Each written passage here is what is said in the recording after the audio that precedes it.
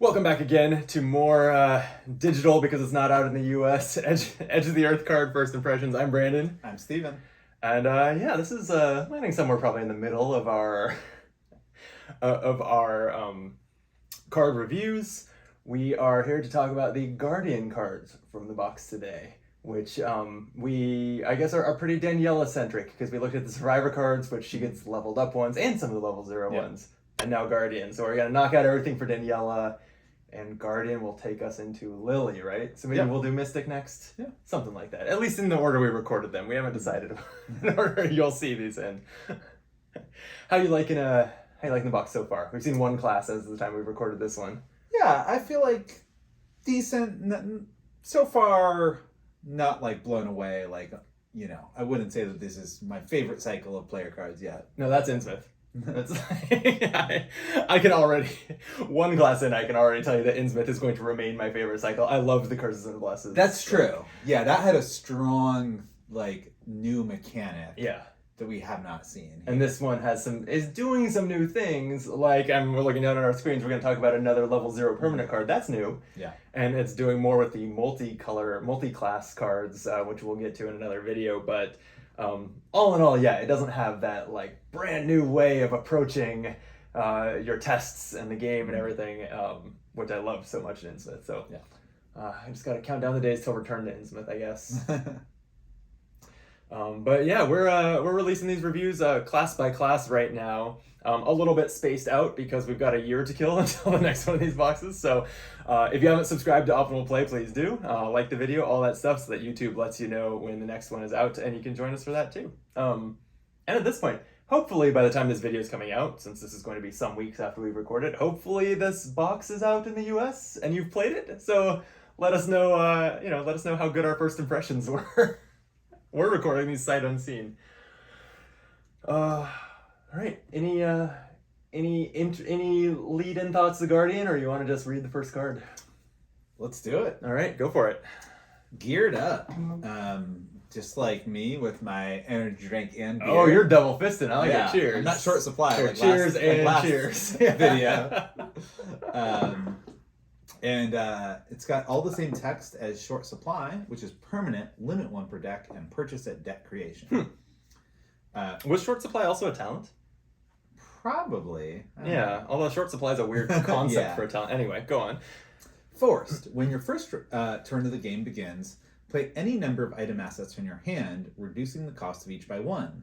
During this turn, you have 3 fewer actions to take. Oh. Interesting. Oh, so this forces you to use all 3 of your actions on play actions, and the trade-off, the upside to that, is a discount on each one. Mm-hmm. But they all have to be items, meaning you have to play so many items that you have a very good chance of mulliganing and ending up with at least 3 in your hand, and then that you can afford them all after the discount. I mean, you just play Leo DeLuca as one of them. Oh wait, no, they have to be items. So there's not really a way to get a 4th action. No, and in fact, items are, I guess I was going to say items are mostly hand slots. How do you even play 3 of them? But for one thing, we did see some slotless ones in Survivor in this box. And there's also accessories. There's a lot. It's kind of just, and body slots, I guess. Yeah. I think this is bad. I don't like it. I do like, we talked about this last time about maybe more or maybe even all of the classes have one of these upfront permanent cards that change the way you maybe approach deck building and the early game. I still like that they're doing this. I think this is bad. So this is one where the purchase at deck creation part makes it more limited. Because for example, in Joe, I love this, I think, after he has double Studious. Because if you have 7 cards, sure, your chances of 3 items having mag glass and a gun. You've seen as many as 14 cards in the building process. Yeah. The fact that you have to get it at level 0 limits it somewhat. Mm-hmm. I could still maybe see taking this in Joe and just being it's going to kind of suck for the first game, but once I get that double Studious, even Guardians, the permanent that they have, Stick to the Plan, but by taking 3 non-items out of your deck does increase the chance that you have 3 items in hand. Oh, that's interesting. If you're also running Stick to the Plan, Yeah, But it thins your that's deck a 6 little bit. XP, so Yeah. you don't get it probably until scenario 3 at the earliest. And this, I don't remember if tarots are items, but this is not synergistic with tarots because they would have started in play anyway. Yeah.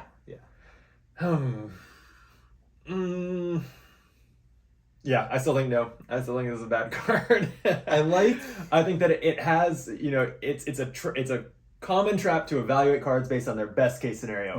Best case scenario, this is great.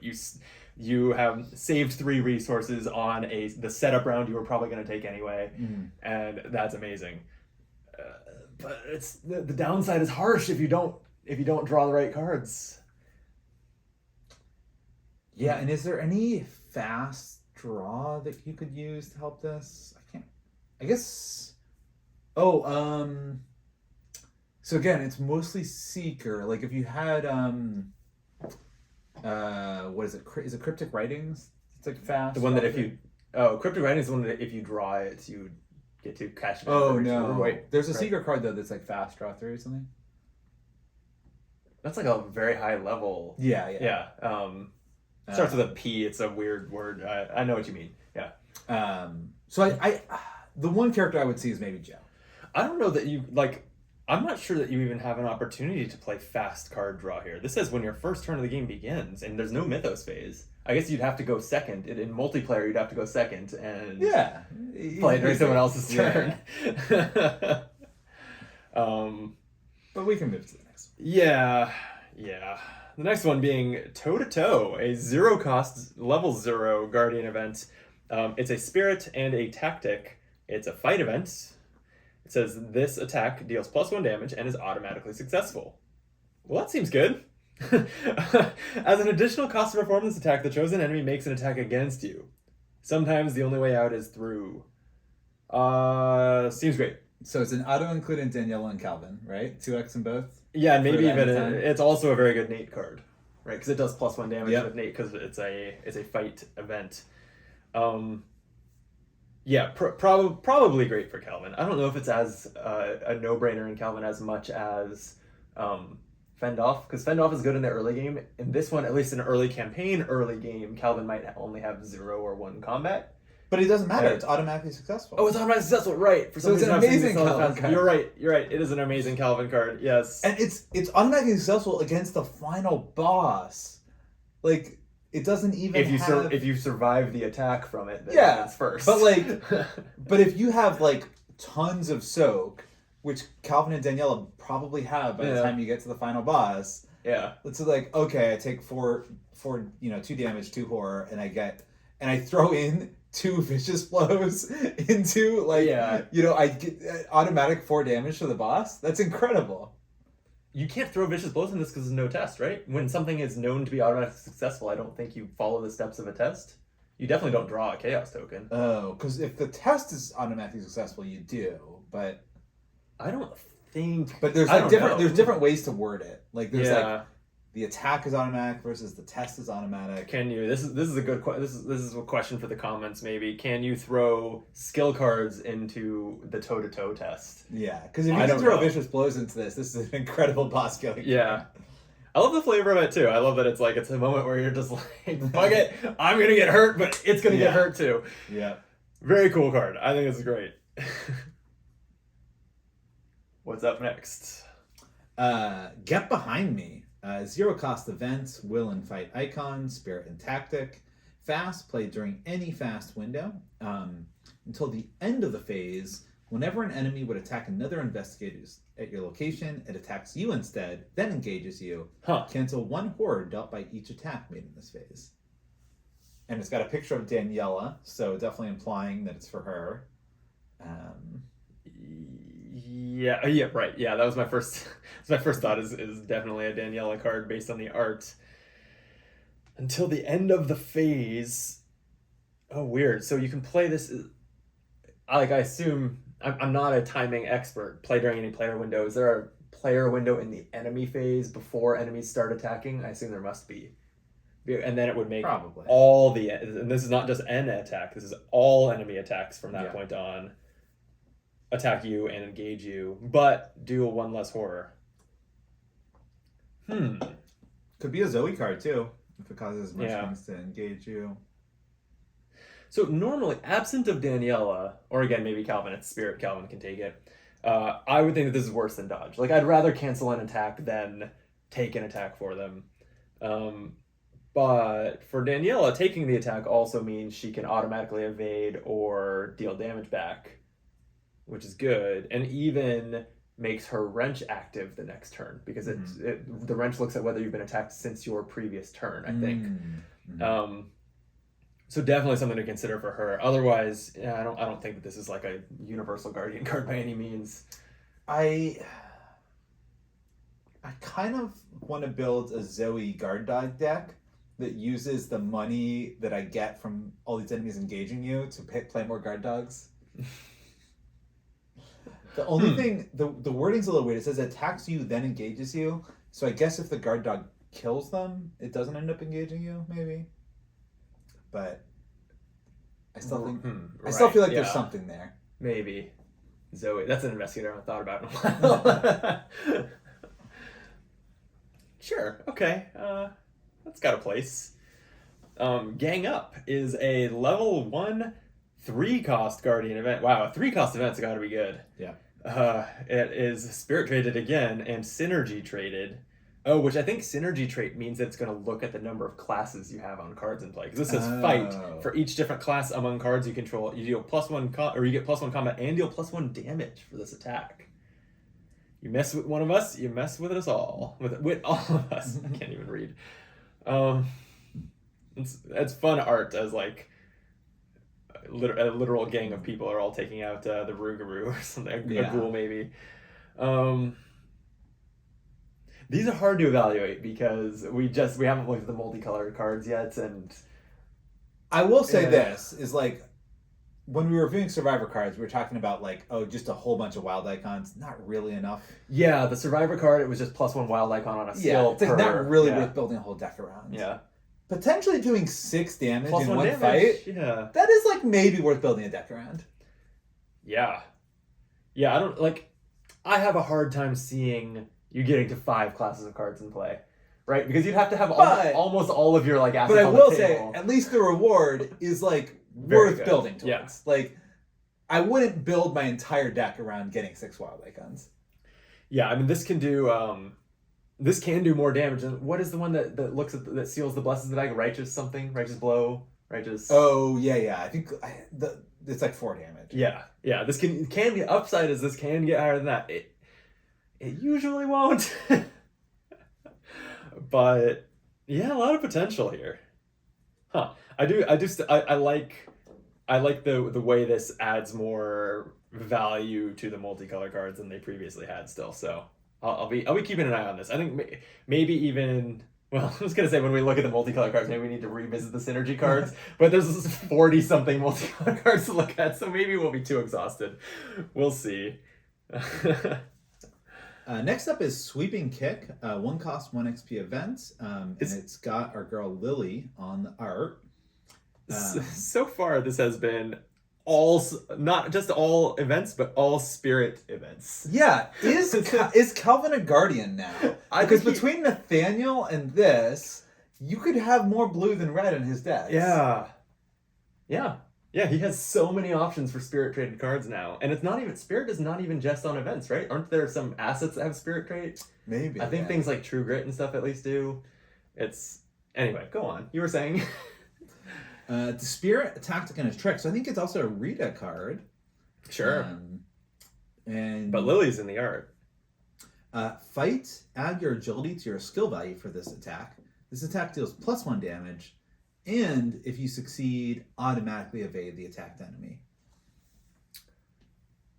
So does 3 things. It boosts your skill, boosts your damage, and automatically evades. Yeah. And we were talking about like that we really liked that agility discipline, but like we didn't care that much about the agility itself. Right. So I like this as an additional reason to care about the agility. True. There. Mm-hmm. Yeah, and this is definitely like, as far as kind of which investigator in the box uses this, we're definitely up to Lily cards. And I guess we got there with Gang Up also. Daniela can't run these anymore.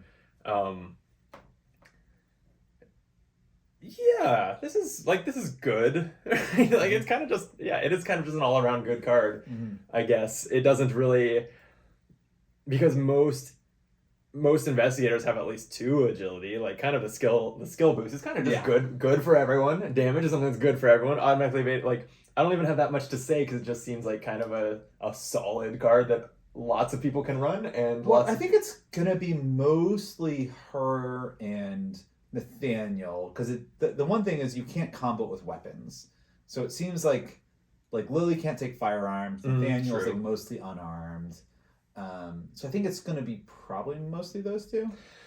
Oh yeah, that's a good point. So +1 damage if you're not combining it with a weapon just gets you up to like, okay, you've spent an event to get as good an attack as a weapon can generally do. So you're right. That's maybe not that strong compared to just using an asset to attack with. And then the automatically evade only matters if you didn't just kill the enemy with this attack. Yeah. Yeah, maybe not as good as I was Mhm. telling myself it was. But Nathaniel loves stuff like this. Yes, for sure. I mean, does he? Wait, Yeah. because he is even more likely to outright kill the enemy and then not care about the automatically evade. I'm not sure that this takes up an experience in a card slot innate. Well, but I think it's a fine option if you're trying to like just play with cards you I didn't guess play yeah. with before. I like, can't remember all of his different damage options. he at this point, especially now that there were just 3 more fight I events guess, so yeah. far in this box, Nate, and plus his own deck is full of them, and there have been more over time. Nate has so many options, and you can really only pick, like, even though he's event focused, you can't have more than like a dozen or so of them. I guess it does automatically evade even elite enemies. So this is a great boss. If you draw this when you hit the boss, This it's works a on fantastic card. This works on elites, yeah. Good call out. Yeah, good for that. So late in the campaign, maybe it's an easy add. Next up, we have another one with Lily, defensive stance. Yeah. 1 XP skill, practiced and expert. While defensive stance is in your hand. Oh, this is the same text. Yeah, we saw this in Survivor. So yeah. while it's in your hand or committed to a skill test, it gains fists equal to your agility and feet equal to your fists. So I'm still pretty meh on this. I felt the same way with the Survivor one, which was I think intellect and willpower. What was I can't even remember what it was, or maybe it was willpower and combat. Yeah, because I think that one was looking at Daniela because it's Survivor. Leveled up Survivor was kind of it's a Daniela card in this box. It was looking at Daniela's best skills, which are willpower and combat, and this is looking at Lily's best skills, sort of.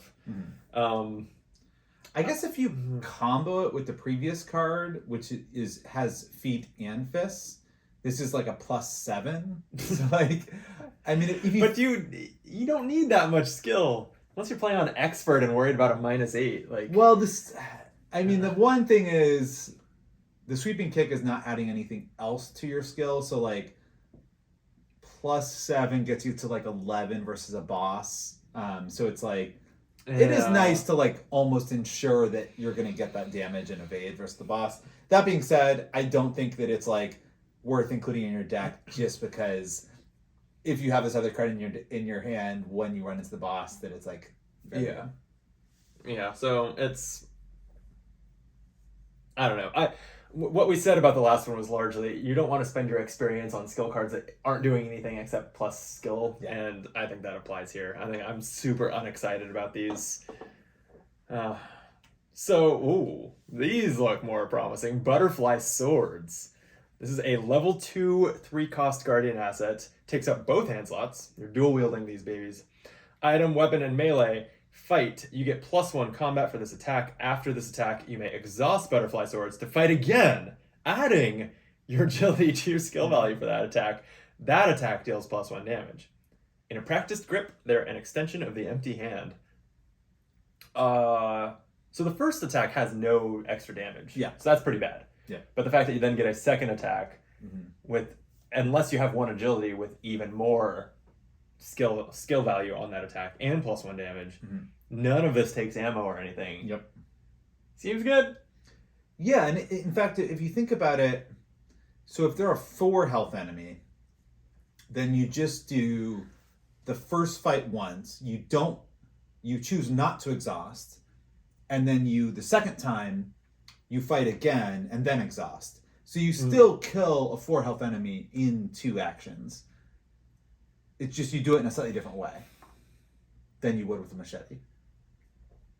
Sorry, wait, you lost me. A 4 health enemy. This is just 3 damage max. Maybe because you don't have to do the second part. So what I'm saying is you can choose to do the first sentence for 1 damage.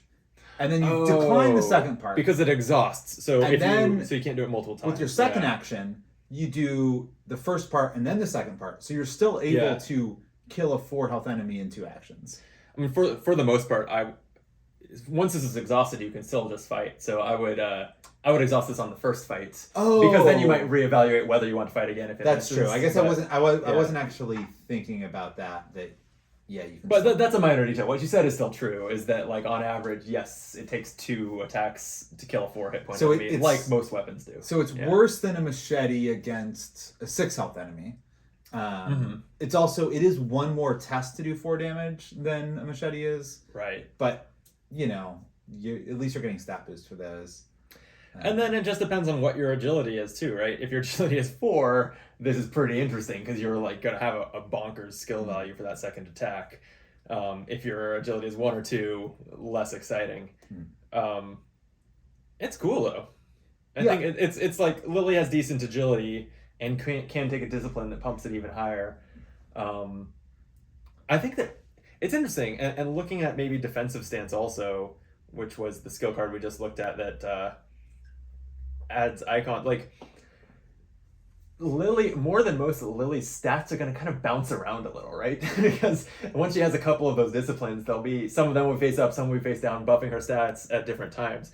So anything that's like, okay, this is good if your combat is good, but also is good if your agility is good at that moment, I think is interesting for her. I don't know if I'm really articulating this very well, but I think these kind of multi-stat cards maybe have a little bit more value, or at least interaction with how she works. I do like this one a lot more if you're playing some of these damage events, because it makes me very nervous to like exhaust this and then like draw an auto fail and have like no other ways to do damage. Agreed. So if I'm playing some of these fight events that we've played before, and it's like, if I draw the auto fail, then I'll just do a sweeping kick or something like that. Yeah, I like them a lot better. And the number of fight events that we've seen, like even the leveled up guardian cards, she can take the level 0 ones, but leveled up guardian cards we've already also seen 2 fight events, leads me to believe that the designers think that Lily wants to play a lot of fight events. Whether that's the case, the players will figure out, but that seems to be kind of the implied direction here. It's not a fight event. We got Dodge is a 0-cost 2 XP event with a will and 2 agility icons. It's a tactic. Fast, play when an enemy attacks an investigator at your location. Cancel that attack, then test agility 1. If you succeed, deal 1 damage to that enemy. And it's 0 cost. The first Dodge had a cost, right? Like 1 resource. It might have been 1. Yeah. They're really pushing you in the agility direction. It's because these are Lily cards, yeah. But I mean, she wasn't she had 3 agility and could get 4 with a discipline. You're right. It's not like she had crazy good agility, but yeah, that seems to be the way these cards are all leaning. 2 experience to add a maybe a damage to a dodge. Honestly, I think if you want to play Dodge and Lily, one of the main reasons you would buy this is so that it doesn't take up one of her level 0 Guardian slots anymore, because she's limited on how many level 0 cards she can play. I don't actually think that as a level 2 card in a vacuum, this is that exciting. But I don't know, any cancel stuff is great when it costs 0 resources. Yeah. Because anytime you have even if something costs 1, you can't always play it. There will be situations where you really wish you could play that Ward of Protection and you can't. Once you can get these down to 0 cost, that's not a risk. So maybe that's worth leveling up, but I'm not super excited here. I'm looking ahead at how many more cards we got. Oh, we still have a handful. Okay. Next up is combat training. A level 3 version of the Composure for Guardian. We saw this when we looked at the Survivor cards. So this is level 3, 0 cost, talent Composure with limit 1 Composure in play. and then it's fast. This one buffs your combat and agility, again, similar to much of this box. Non-direct damage and horror must be assigned to combat training before it can be assigned to your investigator card, and you can spend a resource to boost your combat or agility for a skill test. Interestingly, 3 health, 1 sanity on this, which is flipped from the composure we saw in Survivor, right? So they're not all seeing the same, because I think all the composures in Carcosa were like 1 sanity, like they were all uniform. These ones are now a little different from one another. What do you think? This seems really good. I mean, we just saw a lot of stuff where agility got added to combat. So, like, this is basically +2 for all those tests. Yep. And then also gives you a way to spend your resources. It's fast. Basically, it just means to have this around for a while, you need some will in your deck, or some sanity soak. But they've got Brother Xavier's pretty good for that. Yeah. Does True Grit? No, that's only damage, right? Yes. There's a True Grit light card. Yeah, something worth fighting for, I think. Yeah. And then, of course, Lily has access to level 0 Mystic, so she can play Holy Rosary. Yeah, you can keep this alive pretty well. I wish this was an item, like, considering, what's the name of the permanent card again? Geared Up. Oh. We have seen so few items as part of this set of cards. I'm surprised. Yeah. Like this doesn't work with that. Still, I still think just to be a 0-cost, fast, slotless asset that buffs 2 skills, I think all of these are great. Like, yes, you may, like, even if it just lasts a few turns, I think it was good. Mm-hmm. Even if you don't build your deck around soaking sanity so this can last a long time, like, this is better than a skill card. Getting +1 of each of these for whatever handful of tests is like better than most skill cards do. I think this is still good. And Mark actually can put this out, intentionally take damage on it with Sophie, and just think of it as kind of like a fast draw 3 almost. Draw several cards before it soaks that horror and goes away. Yeah. Yeah, actually, wow, that's true. Yeah, even if it didn't do all this other stuff, a 0-cost fast 3 and 3 health card might be good for Mark. Yeah. Damn. Okay. Although I guess Sophie maybe says direct, but if you can transfer it to this or something. Oh yeah. Well, yeah. So taking damage triggers Mark, but I think using Sophie is direct. You're right. But there's ways to transfer. Still, Mark. I do agree that this is a fantastic Mark card. Yeah. Next, we got On the Hunt. So this is leveled up, 0 cost, 3 XP. Will, Book, and Fist icons. Tactic.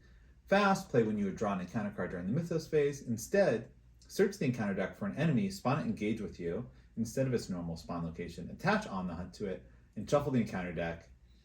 And, reaction. When you defeat attached enemy, gain 3 resources.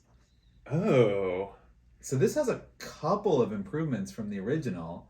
The original, I think, only searched for 9 cards. This is the whole deck. 6 or 9? Yeah, 9 sounds right. It searches the whole deck for an enemy, spawns it engaged with you. Yeah, so there's a few things.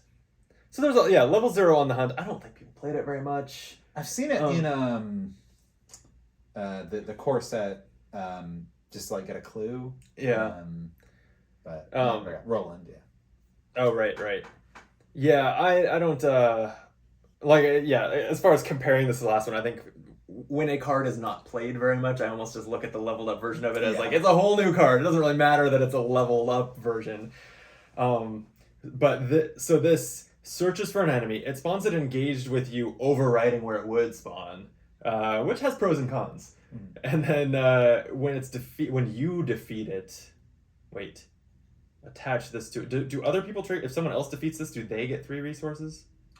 Probably not, would be my guess. When you defeat, do you still control the card? That gets the game. Arkham doesn't do a whole lot of. But, like, come on, you're a guardian. You're gonna be the one who defeats it. That's true. Yeah, you know what? I think if other players can trigger shortcut, other players can trigger this, and they would gain the 3 resources. That's what I think. But anyway, my only hang up here, I think this is very good. My only hang up here is the 3 experience. Mm-hmm. It's a lot to spend on something that doesn't cancel an encounter card. It just replaces it with an enemy. And yes, you can convert that enemy into resources, but 3 experience is a lot. I'd rather spend that experience on Stand Together level 3. which gives your team 4 resources, 4 cards. That card is like probably overpowered, but yeah. Yeah, I think it's like, if you have extra, if you've pretty much accomplished everything you want with your deck, you have some extra XP. Yeah, but Guardians are XP hungry. I don't think that they get to that point very fast or very often. Sure. Yeah, it's cool, but hard to put high on the priority list for your experience. But another. Oh wait, I thought this was level 3. This is 3 resources. Level 4, the Fang of Tyr'Thraw. Fang of Tyr'Thraw. Okay, it's a spell that's a fight event. Choose an enemy at any revealed location as the target for this attack. Before resolving this attack, you may move to that enemy's location. Add your agility to your combat for the attack. The attack does +3 damage. It's a teleport. The Fangs of Tyndalos reach any prey. So I guess Tyr'Thraw is a specific Tyndalos hound. Anyway, level 4 is steep, but the card is bonkers. Yeah. Teleporting to an enemy and dealing 4 damage to it. Yeah. Seems good.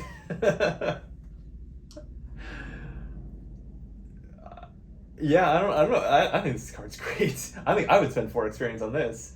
Probably, yeah. And it's probably not worth it, but like Lily does have access to lots of spell tutoring, so like if you want to put an Arcane Initiate or like that's true.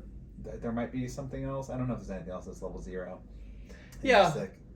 I don't find it. Yeah, I don't know that you need to build around digging for this, and it is also 3 resources. It's pricey, but yeah, to be able to jump across the map and like it's not most scenarios you're like 1 or you're like 2 or what I'm saying maximum of like 2 or 3 moves between locations, right? Like maps are not sprawling most of the time, so it saves you between 1 and 3 move actions. I would consider this.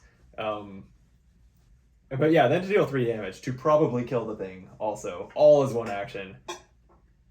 Really valuable. I think this is super cool. Very cool. I love the art too. It's we've only seen a couple of the player cards tie into the like Mountains of Madness, Edge of the Earth aesthetic, but it works here. I like the art a lot. All right, we've got 1 more card in the Guardian part of the box. Butterfly Swords, level 5, 3 cost. It's got a fist, agility, and wild. Fight, you get +2 combat for this attack.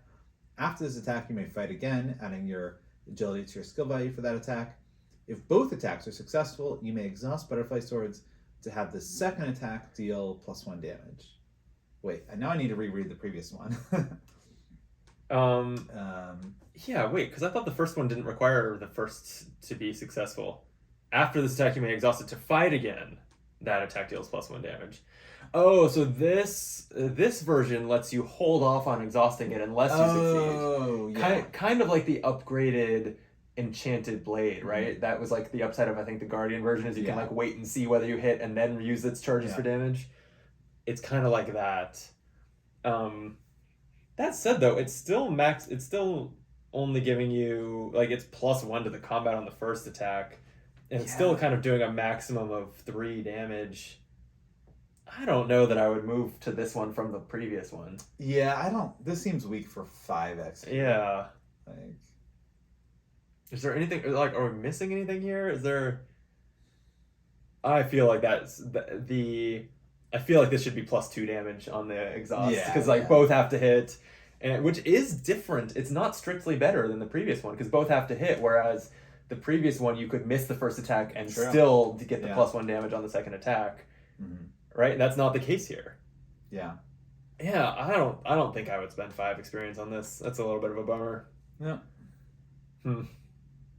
Well, we ended on a down note, but I think that particularly, man, this was almost all events, and I think they were almost all pretty cool. Yeah, I mean, in general, I think I like this more than the Survivor cards. Yeah. These were pretty cool. It's weird, and I mean, I guess we saw this on low on supplies. What was the name of the Survivor permanent? Short supply. Short supply, yeah. The cards didn't really play into that, right? There wasn't like a lot of caring about your discard pile, and so I guess we saw here too. We got geared up and then almost no items. Yeah. Or only the butterfly swords. Yeah. And I would say the butterfly swords being two-handed don't go very well with that either. Totally. So I'm a little bit baffled by that, but you do clearly see the like Daniela at the level 0 and the Lily in the higher level, and I think that we got lots of good cards for both of them. Yeah. So that's cool. Yeah. Any other thoughts on the set before we wrap up? No, I think it was neat to see. Lily, Nathaniel, and Calvin all got a lot of cards. So. Yeah, you're right. Every time we look at Guardian cards, Calvin like comes out as one of the winners. It's like I don't know if this didn't used to be true or if I've only been noticing it more recently, but you know how almost every Seeker event is an Insight? Like almost every Guardian event is a Spirit. Yeah. And that's only really set in as, or like really made an impact on me lately to notice that that's true. But yeah, so Calvin's card pool just grows a lot. Yeah. And Joe's doesn't, because he doesn't actually get access to Insight, right? He just builds a deck out of them. It's true. Yeah. Well, I guess he's a survivor, or he's a Seeker anyway. So Seeker cards being Insight doesn't actually. It increases the number of cards you can put in his side deck. Yeah. Yeah. So right, Calvin, Lily, Daniela, all got good toys. Cool. Well, yeah, I'm enjoying the box. I'm still a little. I'm still wishing that it was cohesive in a way like Innsmouth was. Like that really spoiled me. I really enjoyed that. Yeah, and it's funny because you would think actually releasing them all at the same time, you could even lean harder into a theme. Right, because that was my biggest gripe with Innsmouth, is that we didn't get half the cards to actually enjoy what we had until later. So yeah, it's curious that they did not choose to do that. Yeah, I mean, and who knows, the new distribution style and the design of this cycle may not have actually been related to each other. I know that Maxine and the rest of the team, they work a year or more ahead, and who knows, maybe the way that this was going to be bundled was only 4 months ahead or something. Like it might not have actually been decided in tandem. But yeah, a little bit of a bummer that it's not kind of delivering on that. I'm still looking forward to Seeker, where presumably we'll get an unidentified card and its upgrades at the same time. That will be glorious. I was gonna say maybe we should do that next, but we've been recording these in the order of like chaining the investigators, so we're gonna look at Mystic next by that pattern. But anyway, yeah, thank you for joining us. Thank you, by the way, for spending hours in here with me looking at our screens. Again, likes and subscribes, comments, all that stuff helps us out a lot. We'd really appreciate it, and we'll be back soon with more Edge of the Earth impressions. Till then, be optimal.